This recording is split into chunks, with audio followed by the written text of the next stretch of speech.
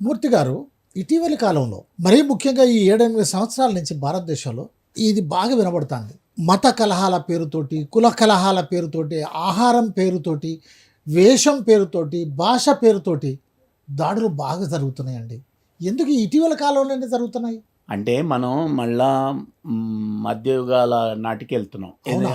పురోహిత వర్గము మంత్రివర్గంగా ఉండి రాజుని శాసించే ఒక సమాజం ఉంటుంది. ఇప్పుడు ఆ రాజు ఆ మతం సంబంధించిన ఆయనే పాలకుడుగా ఉన్నాడు. అంటే మతం వేరు, రాజకీయం వేరు.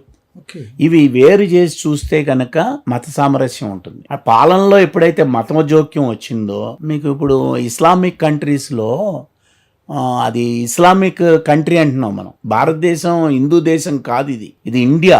ఇది ఒక ఫెడరల్ రాజ్యాంగం. మరి మన రాజ్యాంగమే మతాతీత లౌకిక రాజ్యాంగం కదా? అవును. మరి అలాంటప్పుడు ఈ పాలకులు దానిపైన ప్రమాణం చేసి వచ్చి అట్టెట్లా చేస్తారండి?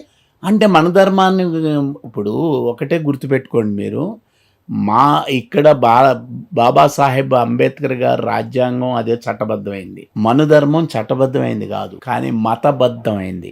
మతబద్ధమైన వాడే అటు రాజ్యాంగ ప్రతినిధిగా ఉన్నాడు. కాబట్టి మీరు ఎక్కడైనా చూడండి, ఒక కొత్తది ఆవిష్కరిస్తుంటే శంకుస్థాపన ఇవన్నీ ఏ సంప్రదాయంలో జరుగుతున్నాయి? అవును, హిందూ అనబడే సంప్రదాయంలోనే జరుగుతున్నాయి కదా. కొబ్బరికాయ కొట్టి పూజ కొట్టి ఇవన్నీ చేస్తున్నారు. కానీ ఇది హిందూ దేశం కాదు కదా.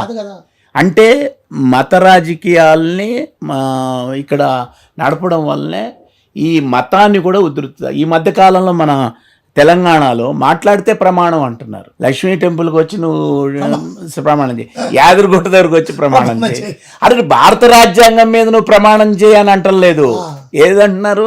ఒక వర్గానికి సంబంధించిన దేవుళ్ళ మీద ప్రమాణం చేయమంటున్నారు. భారత రాజ్యాంగం మీద ప్రమాణం చేసి ఎంపీ అయ్యి, మళ్ళీ అది ఎమ్మెల్యే అయ్యి, మంత్రి అయ్యి, నువ్వు యాదాద్రిరా లేకపోతే మహాలక్ష్మి టెంపుల్ దగ్గరికి రా. మీకు అర్థమవుతుంది? అందుకని రాజకీయాల్లో ఉన్న వాళ్ళు మత ప్రస్తావనతో పాలించినంత కాలం ఈ ఘర్షణలు అనేవి పెరుగుతాయి. అందుకనే భారతదేశంలో మత రాజకీయాలకు సంబంధించిన ఒక మార్పు జరిగి అధికారంలోకి వస్తున్నారు.